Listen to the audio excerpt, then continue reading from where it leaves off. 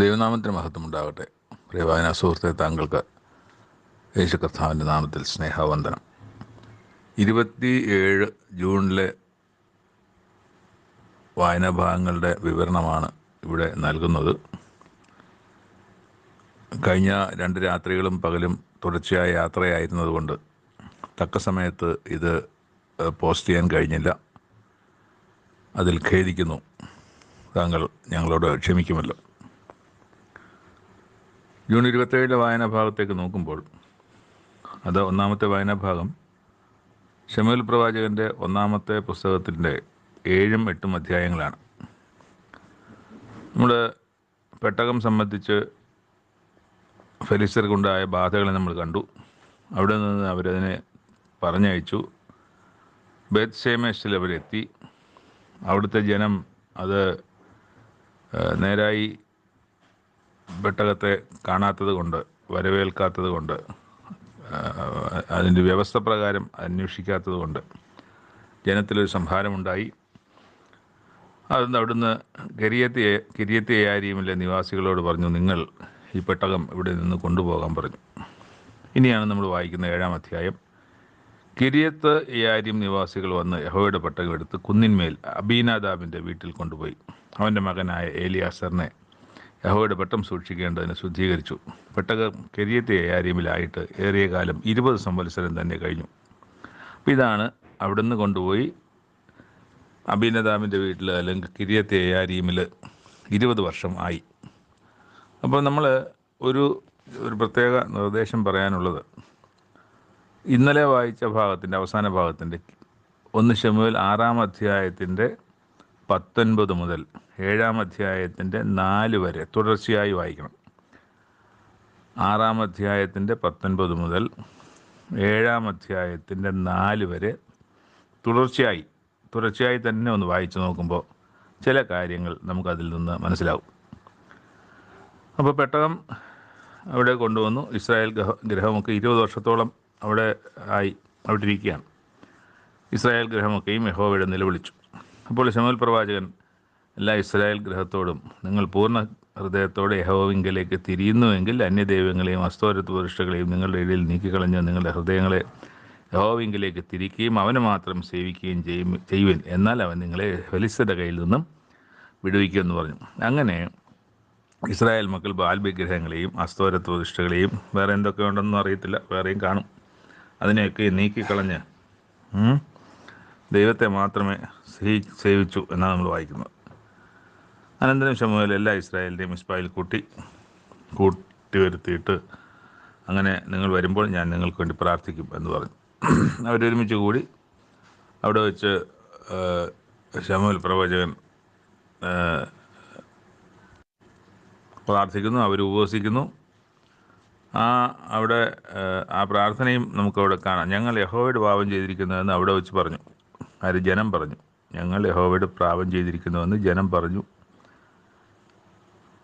അവിടെ നമ്മൾ വായിക്കുന്നത് ശമൂവേൽ മിസ്പായിൽ വെച്ച് ഇസ്രായേൽ മക്കൾക്ക് ന്യായപാലനം ചെയ്യും. അപ്പം മിസ്പായിലിരിക്കുമ്പം ശമൂവേൽ പ്രവാചകൻ ഇസ്രായേൽ മക്കളുടെ വിഷയങ്ങളൊക്കെ കേട്ട് അവർക്ക് ന്യായം പാലനം ചെയ്തു. അവരുടെ തർക്കങ്ങളിലും കാര്യങ്ങളിലൊക്കെ ഇടപെട്ട്, അവരുടെ വിഷയങ്ങളിൽ ഇടപെട്ട്, അവർക്ക് ആവശ്യമായ വിടുതൽ കാര്യങ്ങൾ, ദൈവിക പക്ഷത്ത് നിന്ന് പറയാനുള്ള കാര്യങ്ങളെല്ലാം അവർക്ക് പറഞ്ഞ് അവർക്ക് ന്യായപാലനം ചെയ്തു. അപ്പം ന്യായപാലനത്തിന് ഇപ്പോൾ ന്യായാധിപന്മാരുടെ കൂട്ടത്തിൽ ശമൂവേൽ പ്രവാചകനും ഉണ്ട് എന്നുള്ളതാണ്. ശിംശോനോട് ന്യായാധിപ പുസ്തകത്തിൽ അവസാനം ശിംശോനാണ് പറഞ്ഞു നിർത്തുന്നതെങ്കിലും നമ്മൾ ശമൂവേൽ പ്രവാചകൻ്റെ പുസ്തകത്തിൽ ഏലി പുരോഹിതനെയും തുടർന്നിപ്പോൾ ശമൂവേൽ പ്രവാചകനെയും നമ്മൾ കാണുന്നു, അവർക്ക് വേണ്ടി ന്യായപാലനം നടത്തിയതായിട്ട്.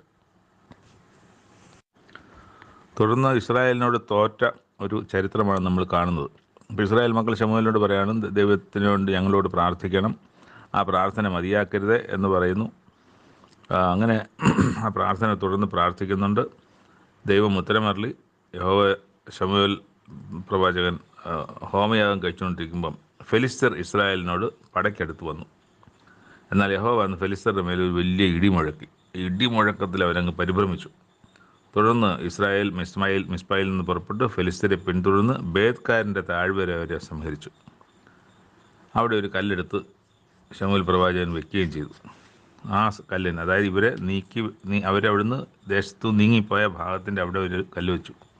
ആ കല്ലിനർത്ഥം യഹോവ ഇത്രത്തോളം നമ്മെ സഹായിച്ചു, ഇത്രത്തോളം ഇതുവരെ ദൈവം നമ്മളെ സഹായിച്ചിട്ടുണ്ടെന്ന് പറഞ്ഞാൽ കല്ല് വെച്ചു. ആ കല്ലിനെ എബനേസർ എന്ന് അവരുടെ നാമത്തിൽ പേരിട്ടു. അതിൻ്റെ അർത്ഥം ഇതാണ്, യഹോവ ഇത്രത്തോളം നമ്മെ സഹായിച്ചു. അപ്പോൾ അങ്ങനെ ഫെലിസ്തർ ഒതുങ്ങി, പിന്നെ അവിടത്തേക്ക് ആ ഭാഗത്തേക്ക് വന്നതുമില്ല. അപ്പം ദൈവം കൊടുത്ത വിടുതലിൻ്റെ ഫലമായിട്ടാണ്, അല്ല ദൈവത്തിൻ്റെ പ്രവൃത്തിയാലാണ് ഫെലിസ്തർ ആ പ്രദേശം വിട്ടുപോയതും പിന്നെ ഇങ്ങോട്ട് വരാതിരുന്നത്. പക്ഷേ ശമൂവേൽ പ്രവാചകൻ്റെ കാലത്തൊക്കെയും യഹോവയുടെ കൈ ഫെലിസ്തർക്ക് വിരോധമായിരുന്നു. എക്രോൻ മുതൽ ഗത്ത് വരെ ഫെലിസ്തർ ഇസ്രായേലിനോട് പിടിച്ചിരുന്ന പട്ടണങ്ങൾ ഇസ്രായേലിന് തിരികെ കിട്ടി. അവരുടെ അതിർനാടുകളും യഹോവ ഫെലിസ്തരുടെ കയ്യിൽ നിന്ന് വിടുവിച്ചു. ഇസ്രായേലും അമോര്യരും തമ്മിൽ സമാധാനമായിരുന്നു. ശമൂവേൽ ജീവപര്യന്തം ഇസ്രായേലിന് ന്യായപാലനം ചെയ്തു. വീണ്ടും നമ്മൾ വായിക്കുന്നു, ശമൂവേൽ ജീവിച്ചിരുന്ന കാലമൊക്കെയും ഇസ്രായേലിന് ന്യായപാലനം ചെയ്തു എന്നാണ്. അപ്പം ഒരു ന്യായാധിപൻ്റെ റോളിൽ അദ്ദേഹം ഇരുന്നു എന്നാണ്. അവൻ ആണ്ടുതോറും എന്ത് ചെയ്യുന്നു? ബഥേലിലും ഗിൽഗാലിലും മിസ്പായിലും ഒക്കെ ചുറ്റി സഞ്ചരിക്കും.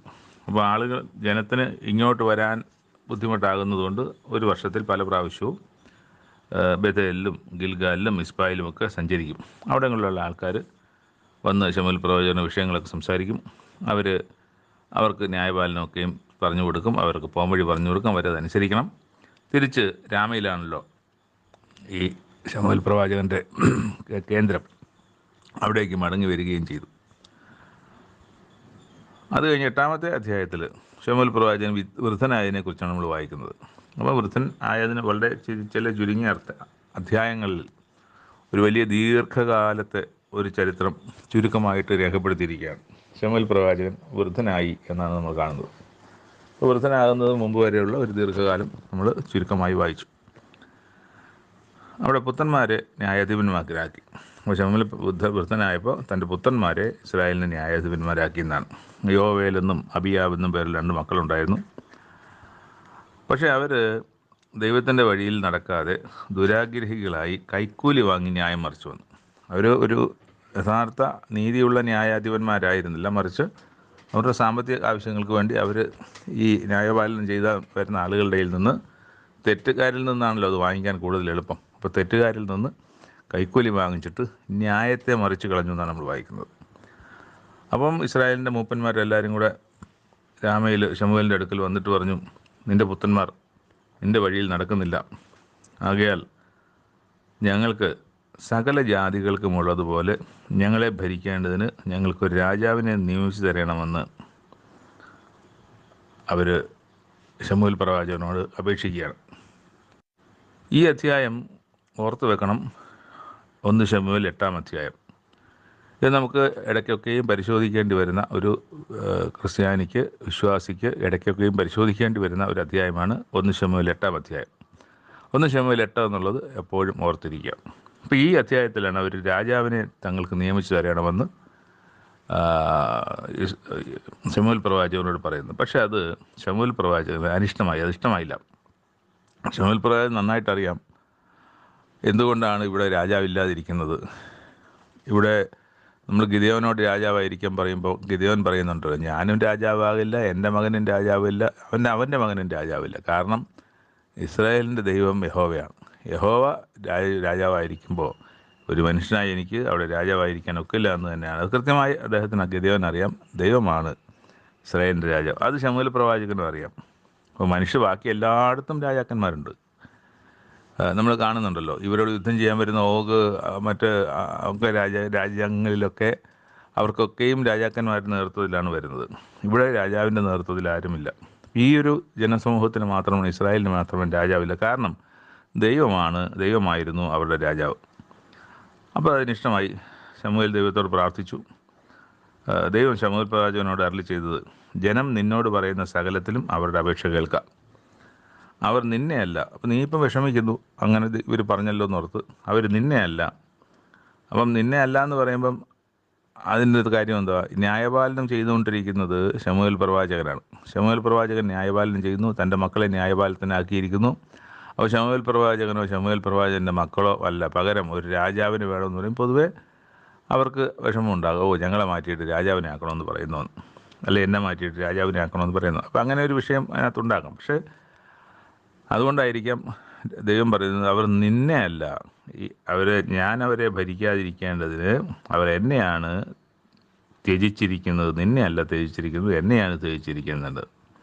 ഞാൻ അവരെ മിസ്രയീമിൽ നിന്ന് പുറപ്പെടുവിച്ച നാൾ മുതൽ ഇന്ന് വരെ അവർ എന്നെ ഉപേക്ഷിച്ചും അന്യദൈവങ്ങളെ സേവിച്ചും കൊണ്ട് എന്നോട് ചെയ്തതുപോലെ നിന്നോടും ചെയ്തു.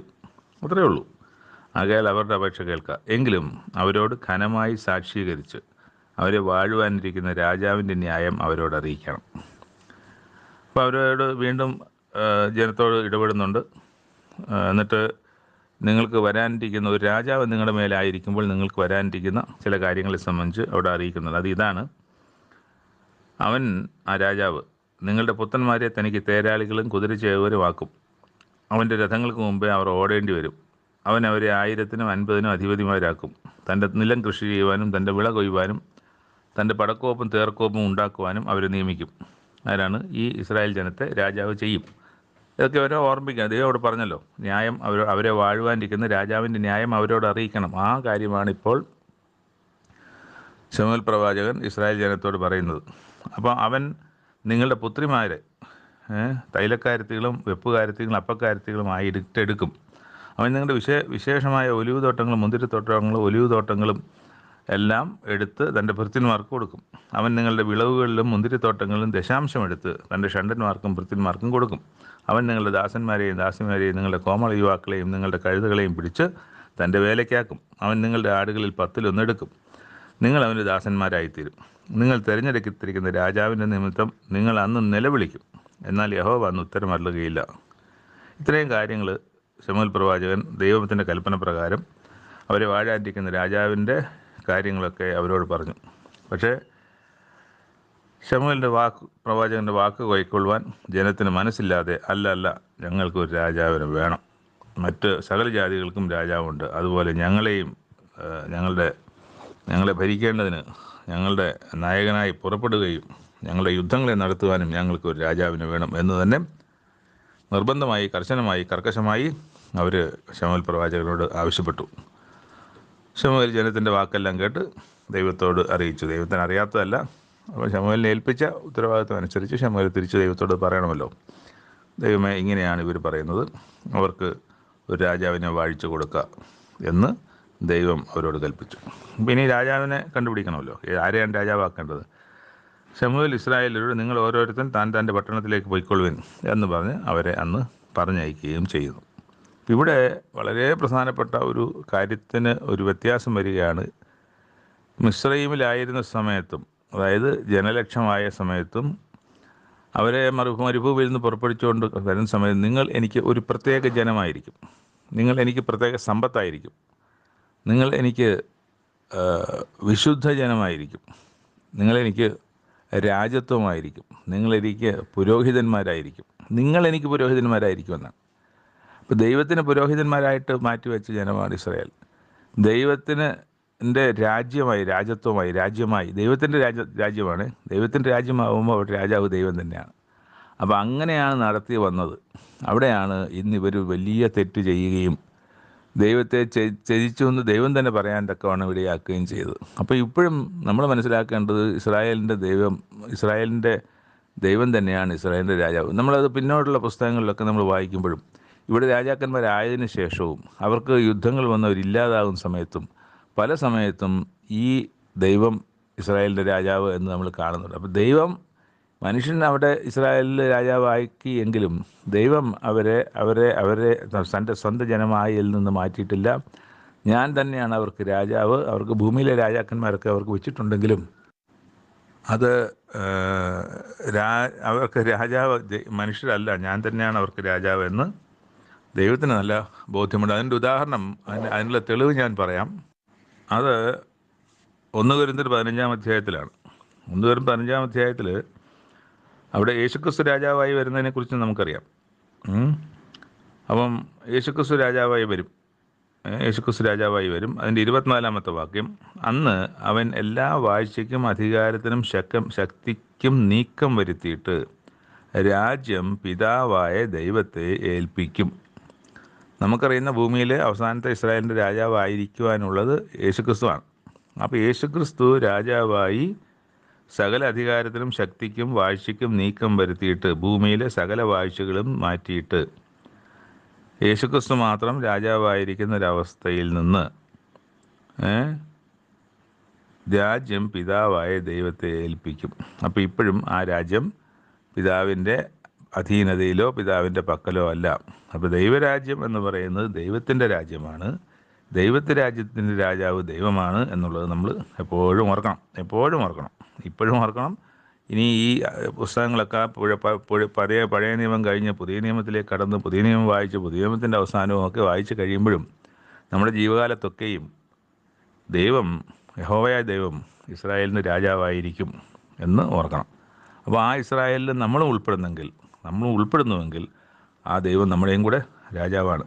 അപ്പോൾ ഇവിടെ സകല ശത്രുക്കളെയും എല്ലാം കാൽക്കീഴാക്കി ശേഷം അവിടെ എഴുതിയിട്ട് അവൻ സകല ശത്രുക്കളെയും കാൽക്കീഴാക്കോളം വാഴേണ്ടത് ആരാണ്? യേശുക്രിസ്തു. ഒടുവിലത്തെ ശത്രുവായിട്ട് മരണവും നീങ്ങിപ്പോവും.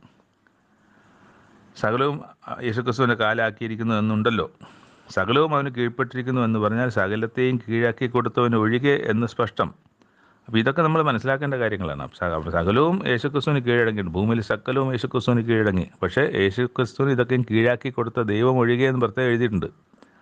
അപ്പോൾ അവിടെ പലരും യേശുക്രിസ്തുവും ദൈവവും തുല്യരാണ്, രണ്ടുപേരും ദൈവമാണ് എന്നൊക്കെ പറയുന്ന ഭാഗങ്ങൾക്ക്, വിശ്വാസങ്ങൾക്ക്, അറിവുകൾക്ക്, ചിന്തകൾക്ക് ഘടകവിരുദ്ധമായ കാര്യങ്ങളാണ് നമ്മളിവിടെ വായിക്കുന്നത്.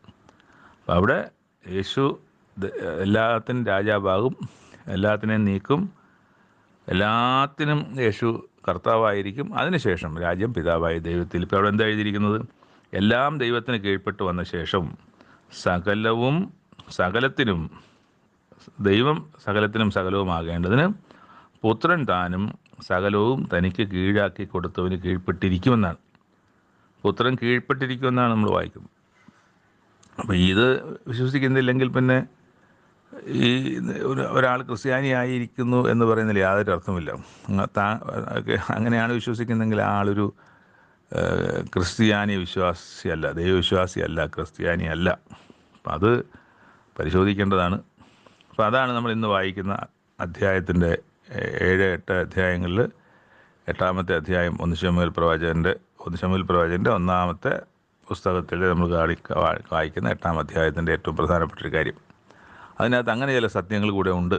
ആ സത്യങ്ങളും കൂടെ നമ്മൾ ഇപ്പം ഞാൻ വായിച്ച 1 കൊരിന്ത്യർ 15-ാം അധ്യായത്തിൻ്റെ ഏകദേശം 20 മുതൽ 28 വരെ വാക്യങ്ങളിലാണ് ഇത് കിടക്കുന്നതിനെ സംബന്ധിച്ചുള്ള, അതായത് അന്ത്യകാലത്തെ സംബന്ധിച്ച് വരുവാനിരിക്കുന്ന ഏറ്റവും ഫൈനൽ കാര്യം എഴുതിയിരിക്കുന്നത് വെളിപാട് പുസ്തകത്തിൻ്റെ അവസാനത്തിലല്ല, മറിച്ച് 1 കൊരിന്ത്യർ 15-ാം അധ്യായത്തിൻ്റെ 20 മുതൽ 28 വരെയാണ് എല്ലാത്തിൻ്റെ അവസാനത്തെക്കുറിച്ച് എഴുതിയിരിക്കുന്നത്. അത് വായിച്ച് ഹൃദയസ്ഥമാക്കി മനസ്സിലാക്കി സത്യത്തിൽ തന്നെ മടങ്ങി വരികയാണെങ്കിൽ അങ്ങനെ, അല്ല സത്യത്തിൽ നിൽക്കുകയാണെങ്കിൽ സ്ഥിരതയോടെ അതിൽ നിന്നുകൊണ്ട് നമുക്ക് ദൈവം സകലവുമാകുന്ന നാളിലേക്ക്, ദൈവം മുമ്പ് ഇപ്പോൾ നമ്മൾ കാണുന്നത് ഇസ്രായേലിന് ഇപ്പോൾ രാജാവായിരിക്കുകയാണല്ലോ. ഇനിയല്ലേ ഒരു പുതിയ രാജാവ് വരുന്നത്. ഇസ്രായേൽ മുമ്പ് രാജാവായിരുന്നത് പോലെ ഇസ്രായേലിന് ദൈവം വീണ്ടും രാജാവായി തന്നെ മാറുന്നു. ഇസ്രായേലിന് ഒരു രാജാവും ഇല്ല, പിന്നെ ദൈവം തന്നെയാണ് രാജാവ്. അതിലേക്ക് മടങ്ങി, അതാണ് യഥാസ്ഥാനത്താക്കപ്പെടുന്ന ദൈവരാജ്യം എന്ന് പറയുന്നത്. യഥാസ്ഥാനത്താക്കപ്പെടുന്ന ദൈവരാജ്യം. ഈ കാലത്തിലോ രാജ്യം യഥാസ്ഥാനത്താക്കി കൊടുക്കുന്നത്. അപ്പോൾ അവർ ചോദിക്കുന്നത് യഥാസ്ഥാനത്താക്കി കൊടുക്കൽ എന്താണ്? അവർ ചോദിക്കുന്നത് യഥാസ്ഥാനത്ത് പണ്ട് ദാവീദിന് രാജ്യം ഉണ്ടായിരുന്നു, ആ രാജ്യം പോലെ ഒരു രാജ്യം യഥാസ്ഥാനത്താക്കി കൊടുക്കുന്നതിനെ കുറിച്ചാണ്. പക്ഷേ അതിനു മുമ്പ് ഒരു രാജ്യം ഉണ്ടായിരുന്നു, ദൈവം രാജാവായിരുന്ന രാജ്യം. ആ രാജ്യം യഥാസ്ഥാനത്താക്കുകയാണ് ദൈവം ചെയ്യുന്നത്. ക്രിസ്തുവും അതാണ് ചെയ്യുന്നത്. 2-ാമത്തെ വായന ഭാഗം യെശയ്യാ പ്രവാചകൻ്റെ പുസ്തകം 52-ാം അധ്യായം. ഇവിടെ യെരുശലേമിനോട് അല്ലെങ്കിൽ സിയോനോട് അല്ലെങ്കിൽ യഹൂദയോട് ദൈവം കാര്യങ്ങൾ സംസാരിക്കുകയാണ്. നമ്മൾ വായിച്ചു വരുമ്പം പല സമയത്തുള്ള കാര്യങ്ങളെ സംബന്ധിച്ച് ഉള്ള അരുളപ്പാടുകൾ, അറിയിപ്പുകൾ, പ്രവചനം ഇതിനകത്ത് നമുക്ക് കാണാൻ കഴിയും. അതിൻ്റെ അവസാനം 13-ാം അധ്യായം മുതൽ വരുന്ന കാര്യത്തിൻ്റെ തുടർച്ച നമ്മൾ നാളെ വായിക്കുന്ന 53-ാം അധ്യായത്തിലാണ് കാണുന്നത്. 53-ാം അധ്യായം പൂർണ്ണമായി തന്നെ ഇതിൻ്റെ തുടർച്ചയായിട്ടുള്ള പിന്നൊരു കാലത്ത് സംഭവിക്കാനിരിക്കുന്ന ഒരു സംഭവത്തെ സംബന്ധിച്ചുള്ള കാര്യമാണ്. അതുകൂടെ വായിക്കുമ്പോൾ ഇത് പൂർണ്ണമാവുള്ളൂ. ഇവിടെ ഇവരോട് പറയുകയാണ്, നിങ്ങൾ ഉണരുക, നിന്റെ ബലം ധരിച്ചു കൊള്ളുക, വിശുദ്ധതകരമായ യെരൂശലേമേ നിന്റെ അലങ്കാര വസ്ത്രം ധരിച്ചു കൊള്ളുക, ഇനി മേലാൽ അഗ്രചർമ്മിയും അശുദ്ധനും നിന്നിലേക്ക് വരികയില്ല. ഇപ്പം അവിടെ അശുദ്ധനുമുണ്ട്, അഗ്രചർമ്മിയുമുണ്ട്, അന്യദൈവങ്ങളെ ആരാധിക്കുന്നുമുണ്ട്, എല്ലാം ഉണ്ട്. ഇനി നിങ്ങൾക്ക് അങ്ങനെയല്ലാത്ത ദൈവത്തിലെ വിശ്വസിക്കാത്തവരുള്ള ഒരു സമൂഹമായി നിങ്ങൾ മാറുകയില്ല. നിങ്ങൾ പൂർണ്ണമായി എല്ലാവരും യഹോവ ദൈവത്തെ അന്വേഷിക്കുന്നവരായി മാറുന്നൊരു കാലത്തിലേക്ക് വരും. നിങ്ങളെ വില വാങ്ങാതെ ഞങ്ങൾ നിങ്ങളെ വിറ്റ് കളഞ്ഞു, എന്നാൽ വില കൊടുക്കാതെ തന്നെ നിങ്ങളെ ഞാൻ വീണ്ടുകൊള്ളുകയും ചെയ്യും. അന്ന് വില മേടിച്ചിട്ടില്ല, അതുപോലെ തന്നെ ഇനിയും വില കൊടുക്കാതെ തന്നെ നിങ്ങളെ വീണ്ടുകൊള്ളും. മുമ്പ് മിസ്രയീമിലേക്ക് നിങ്ങൾ ഇറങ്ങിച്ചെന്നു, അവർ നിങ്ങളെ പീഡിപ്പിച്ചു. അശൂരിലേക്ക് ചെന്നു, അശൂരിലേക്ക് ഇറങ്ങിച്ചെന്നില്ല, അശൂരും നിങ്ങളെ പീഡിപ്പിച്ചു.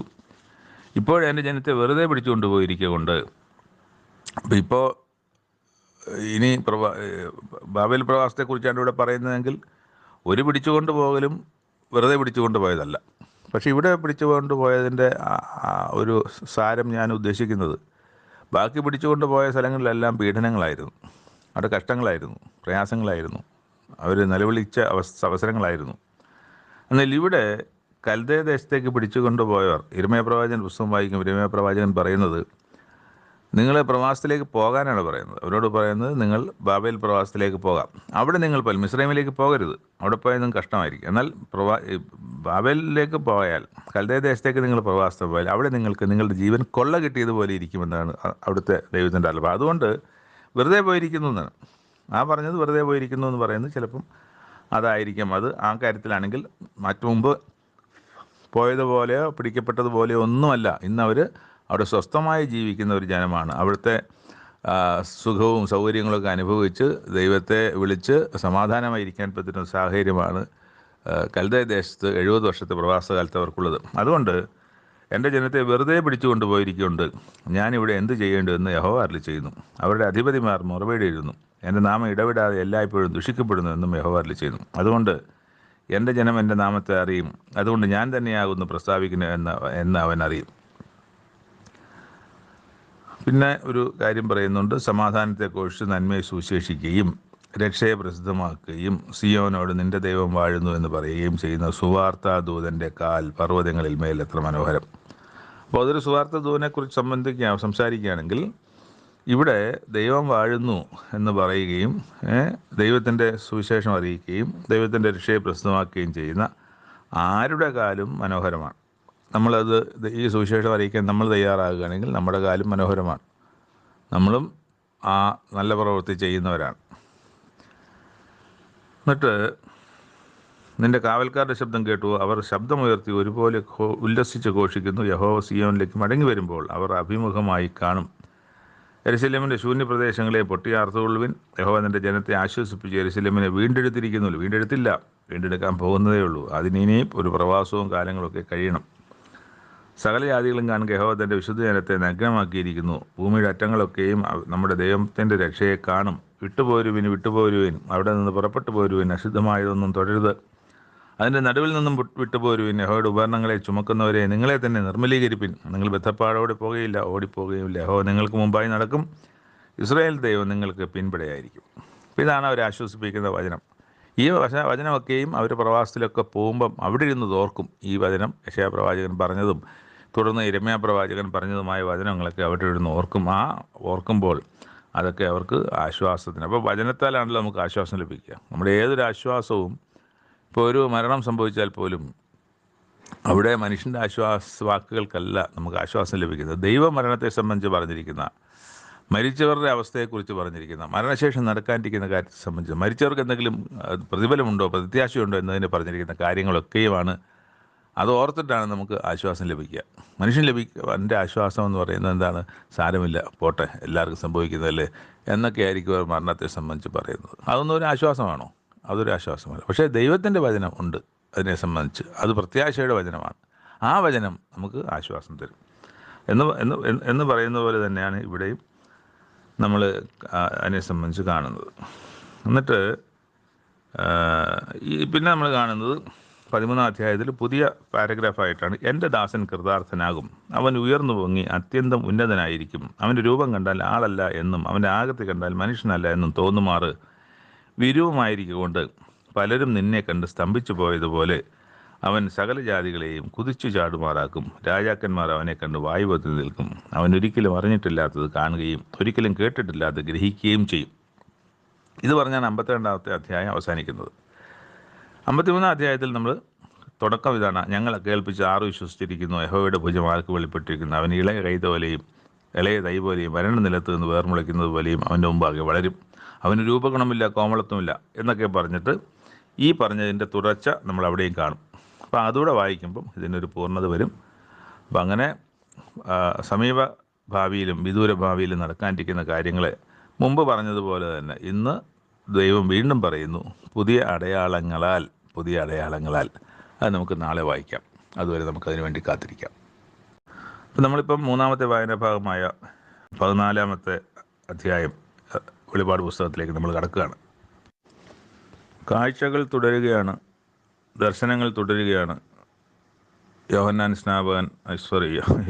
സ്നാപകനല്ല, യേശുക്രിസ്തുവിൻ്റെ ശിഷ്യനായിരുന്ന യോഹന്നാൻ ഇതെല്ലാം തുടർന്നും കണ്ടുകൊണ്ടിരിക്കും. ഇപ്പോൾ ഇന്ന് നമ്മൾ കാണുന്ന 14-ാം അധ്യായത്തിൽ കാണുന്നത് സിയോൻ മലയിൽ കുഞ്ഞാടും അവനോടുകൂടി നെറ്റിയിൽ അവൻ്റെ നാമവും പിതാവിൻ്റെ നാമവും എഴുതിയിരിക്കുന്ന 144,000 പേര് നിൽക്കുന്നത് കണ്ടു. ഈ 144,000 പേർ 1,44,000 പേർ, 140,000 എന്ന് പറയുമ്പോൾ 1,44,000 പേർ. ഈ 144,000 പേരുടെ നെറ്റിമേലും എന്തുണ്ടായിരുന്നു? ഈ കുഞ്ഞാടിൻ്റെ നാമവും പിതാവിൻ്റെ നാമവും, യേശുക്രിസ്തുവിൻ്റെ നാമവും പിതാവിൻ്റെ നാമവും ഈ 144 പേരുടെ നെറ്റിയിലും ഉണ്ടായിരുന്നു. അവർ ഇത്രയും പേര് നിന്നു, 1,44,000 പേര് നിന്നിട്ട് പെരുവെള്ളത്തിൻ്റെ ഇരച്ചിൽ പോലെയും വലിയൊരു ഇടിമുഴക്കം പോലെയും സ്വർഗത്തിൽ നിന്നൊരു ഘോഷം കേട്ടു. ഞാൻ കേട്ട ഘോഷം വൈണികന്മാർ വീണ മീട്ടുന്നത് പോലെയായിരുന്നു. അവർ സിംഹാസനത്തിൻ്റെ മുമ്പിൽ നിന്ന ഈ 4 ജീവികൾക്കും മൂപ്പന്മാർക്കും മുമ്പാകെ ഒരു പുതിയ പാട്ടും പാടി. ഭൂമിയിൽ നിന്ന് വിലയ്ക്ക് വാങ്ങിയിരുന്ന 144,000 പേർക്കല്ലാതെ ആർക്കും ആ പാട്ട് പഠിപ്പാൻ കഴിഞ്ഞില്ല. അവർ കന്യകമാരാകയാൽ. ആരാണ് ഈ 144,000 പേര്? ഭൂമിയിൽ നിന്ന് വിലയ്ക്ക് വാങ്ങിയിരുന്നവർ. അവർ കന്യകമാരാകയാൽ സ്ത്രീകളോട് മലിനപ്പെടാത്തവർ. കന്യകമാരെന്നും പറയുന്നുണ്ട്, സ്ത്രീകളോട് മലിനപ്പെടാത്തവരെന്നും പറയുന്നു. അപ്പോൾ അവർ വിശുദ്ധരാണെന്ന അർത്ഥത്തിലാണ്. കുഞ്ഞാട് പോകുന്നിടത്തൊക്കെയും അവർ അനുഗമിക്കുന്നു.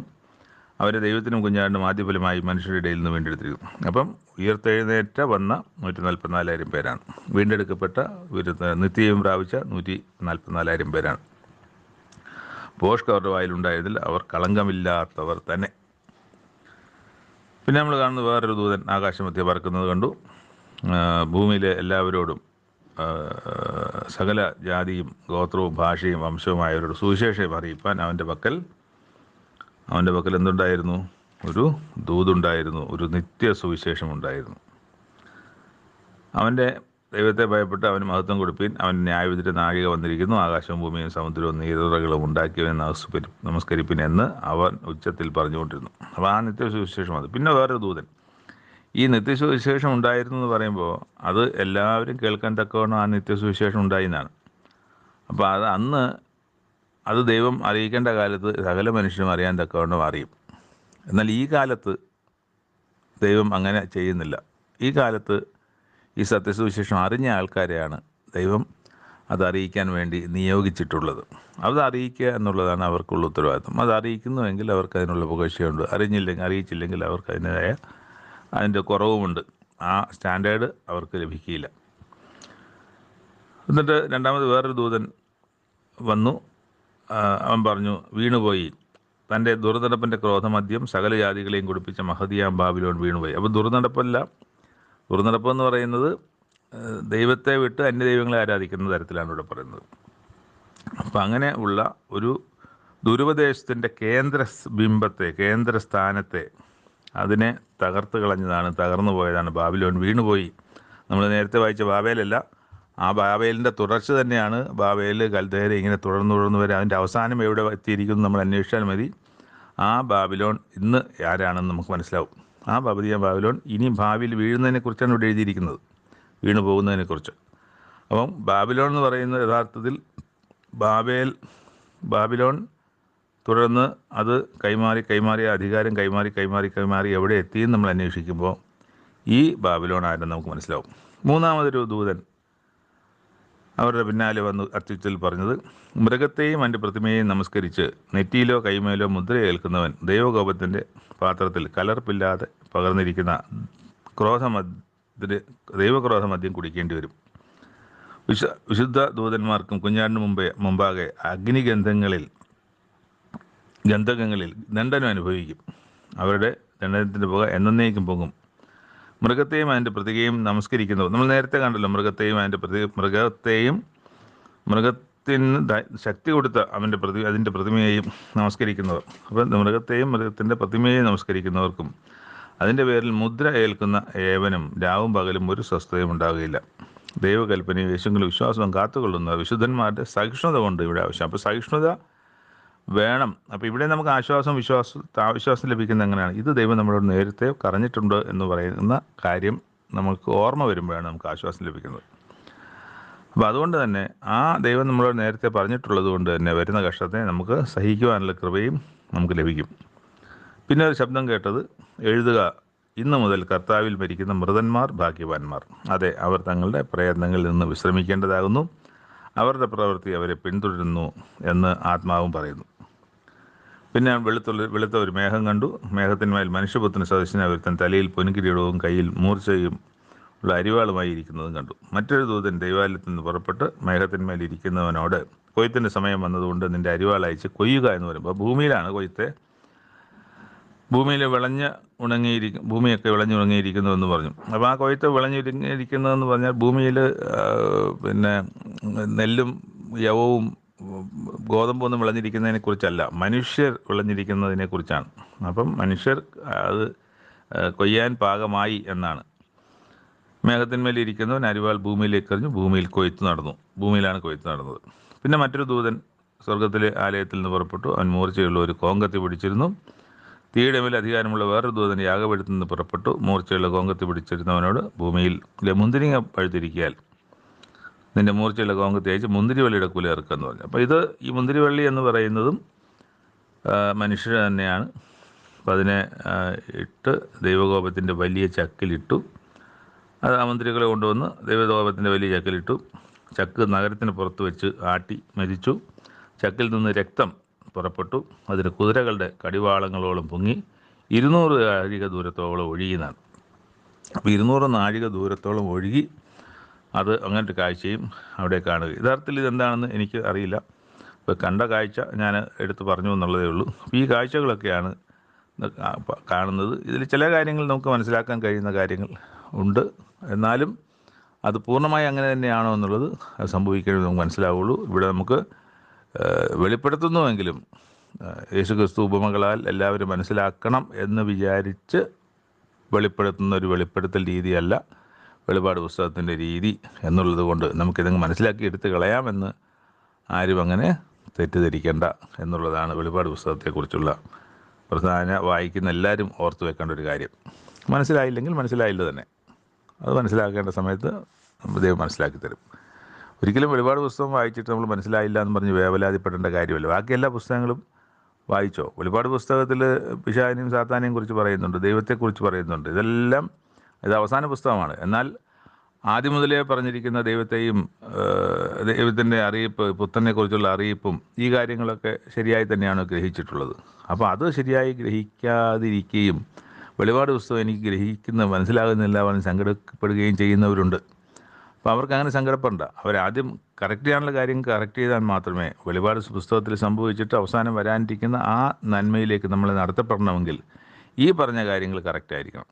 അപ്പോൾ അത് കറക്റ്റാവണമെങ്കിൽ ആ ഭാഗങ്ങൾ വായിച്ച് പരിശോധിച്ചിട്ട് ദൈവം പറഞ്ഞിരിക്കുന്ന സത്യം എന്താണെന്ന് അന്വേഷിക്കുകയും ആ യഥാർത്ഥ ഫെയ്ത്തിലേക്ക് നമ്മൾ വരികയും ആ ഫെയ്ത്ത് അറിഞ്ഞ് വിശ്വസിച്ച് അതിൽ നടക്കുകയും ചെയ്തുകൊണ്ട് മാത്രമേ ഈ വെളിപാട് പുസ്തകത്തിലേക്ക് നമുക്ക് എന്തെങ്കിലും കാര്യം നോക്കിയിട്ടേ കാര്യമുള്ളൂ.